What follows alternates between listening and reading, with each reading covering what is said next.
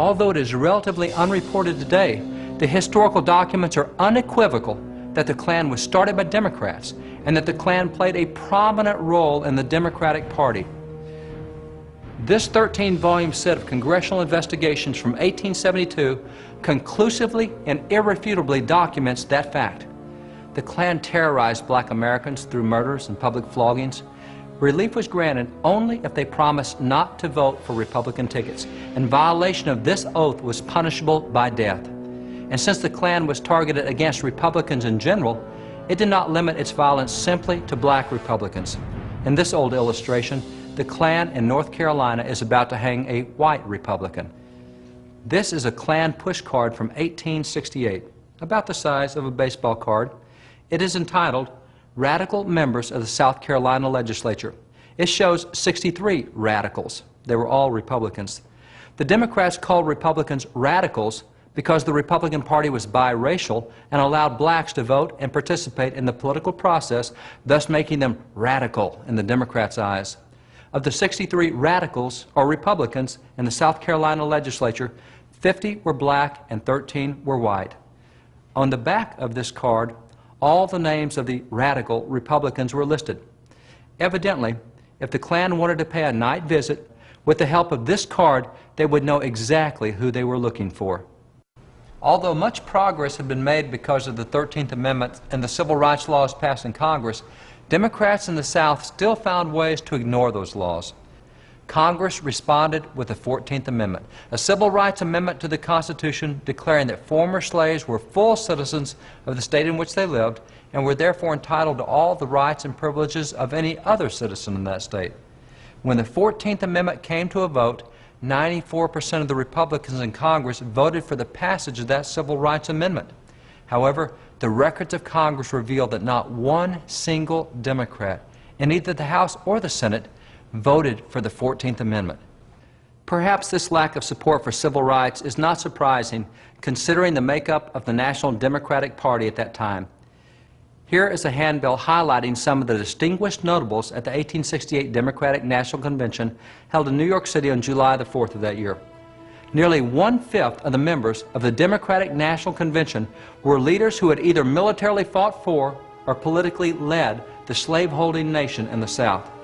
The handbill also featured portraits of two prominent rebel generals who participated in that convention. One was Wade Hampton. Before the war, Hampton had been a Democratic US Senator, but he left the Senate when the Southern Democrats seceded to form their slaveholding nation. In 1876, Hampton ran for the Democratic governorship of South Carolina. One of his active allies in that election was a group called the Red Shirts, which essentially was the Klan dressed in red shirts rather than white hoods. To help win Hampton's governor's race, they issued the following guidelines. Every Democrat must feel honor-bound to control the vote of at least one Negro by intimidation, purchase, keeping him away, or as each individual may determine how he may best accomplish it. We must attend every Republican meeting that we hear of, whether they meet at night or in the daytime. Democrats must go in as large numbers as they can get together and well armed. Here's an illustration demonstrating how Democrats controlled votes in elections. Notice the caption. Of course he wants to vote the Democratic ticket. The Democrat Hampton was finally declared the winner and became governor, but only under very questionable circumstances. In fact, the editorial cartoons in Harper's following that election showed a triumphant Democrat standing over the bodies of slaughtered African American voters. The other featured portrait of the 1868 National Democratic delegates was that of Rebel General Nathan Bedford Forrest. Forrest was a slave trader from Tennessee and was the rebel general that conducted the massacre of black soldiers in the infamous incident at Fort Pillow. After the war, General Nathan Bedford Forrest became the first Grand Wizard of the Ku Klux Klan, and he was an honored leader at the Democratic National Convention of 1868. Given the composition of the Democratic Party, it is no wonder that not one of the Democrats in Congress voted for the 14th Amendment to secure civil rights to black Americans at the state level.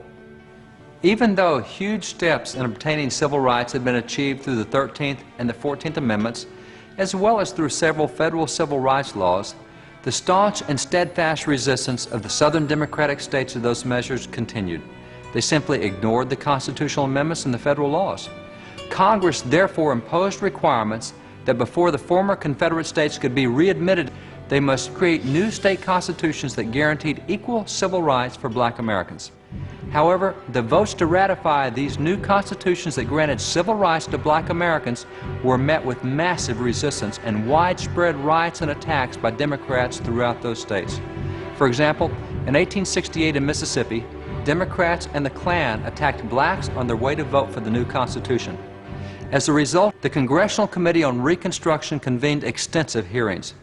For those who have heard so little of this part of American history, or of this part of African American political history, the hearings provided what perhaps today would be considered shocking information for citizens. Consider, for example, the testimony of election worker Robert Flournoy, given before the committee on December the 15th, 1868. What means have you had within the last years of knowing the sentiment of the people of Mississippi concerning the Constitution that was framed at the convention?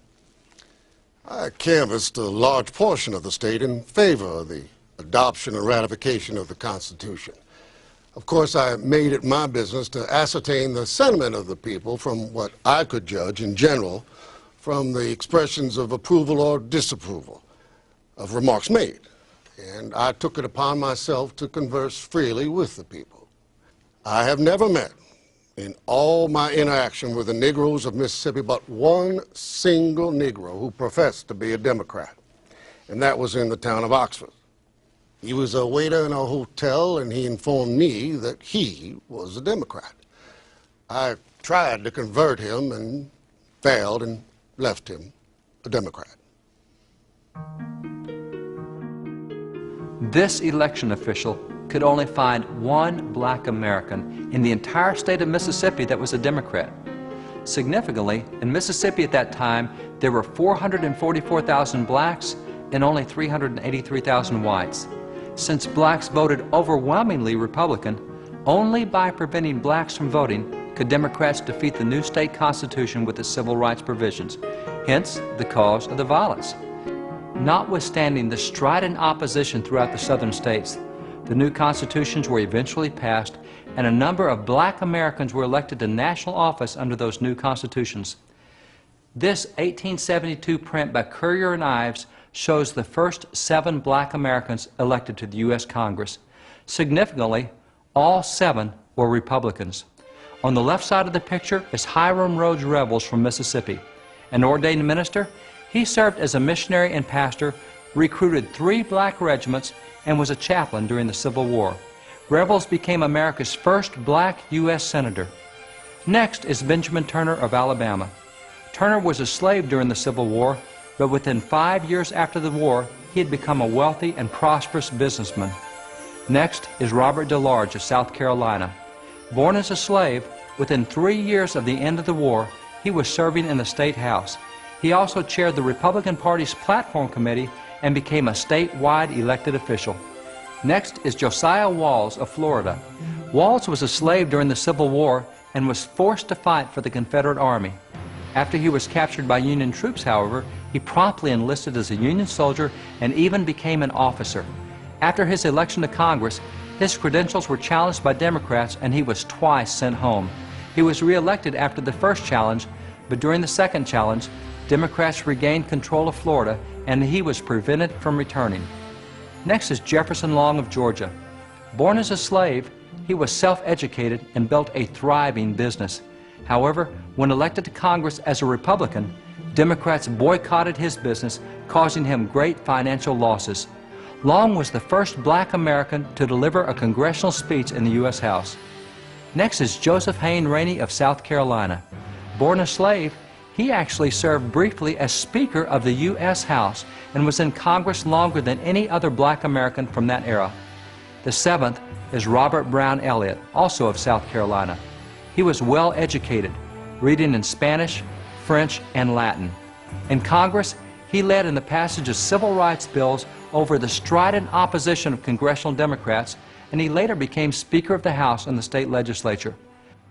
Revels took the seat once held by Mississippi Senator Jefferson Davis, who left the Senate in 1861 and became the president of the slave-holding Confederate States of America. The editorial cartoons of the day did not fail to note the irony that a black Republican senator had taken the same seat once held by racist Democrat Jefferson Davis. Notice all the Republicans gathered around Senator Revels. Who is that skulking in the foreground? Democrat Jefferson Davis, filled with rage and hatred as a black Republican takes his seat.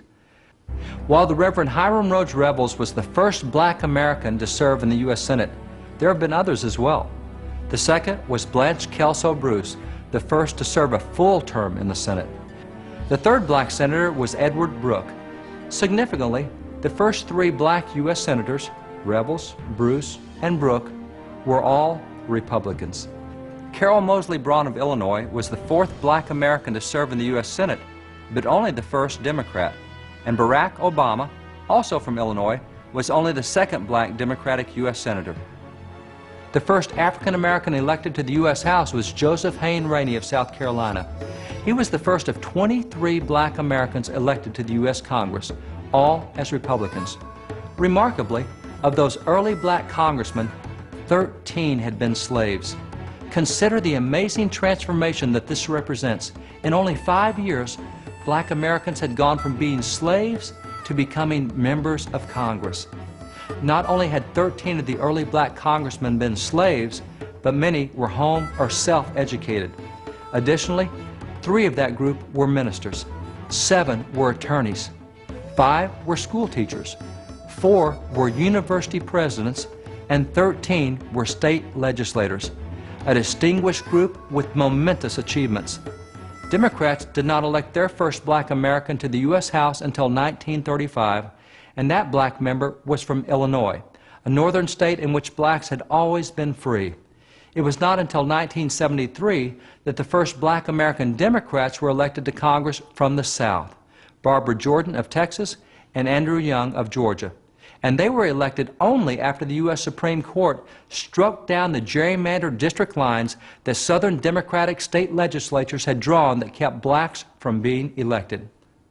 While black Americans immediately following the Civil War had indeed begun a distinguished chapter in their history, the opposition to their rapid success grew just as rapidly as had their successes.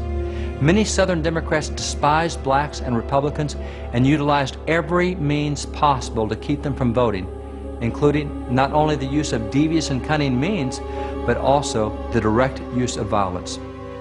As a response to Democratic violence in the South, and in order to further secure the civil rights of black Americans, Congress passed the 15th Amendment explicitly guaranteeing voting rights for blacks. Like the 2 previous civil rights amendments, the 15th Amendment was passed also along partisan lines. Not a single one of the 56 Democrats in Congress at that time voted for the 15th Amendment. Not one Democrat, either from the North or the South, supported granting explicit voting rights to black Americans. By 1875, only a decade after the Civil War, Republicans had successfully passed almost 24 civil rights laws, and black American legislators often played significant roles in the debates surrounding the passage of such laws. One example involved a civil rights bill in 1871, a bill allowing the federal government to punish Klan violence. During the debates on that bill, Representative Robert Brown Elliott of South Carolina addressed the issue of Southern violence and delivered a compelling speech. The purpose of the Democratic Party of the South, as evidenced in the utterances of its recognized writings and leaders, exhibits the declared purpose to defeat the ballot with the bullet and other coercive means. I have presented a few manifold proofs in support of the facts about the Klan. I have shown the declared purpose of the Ku Klux organization, and I refer to the official records of nearly every southern state during the past 10 months to show how that bloody purpose has been in part executed. This bill will tend in some degree to prevent its full achievement. I trust, sir, that this bill will pass quickly and be quickly enforced, lest the Democratic Party of the South triumph through armed violence.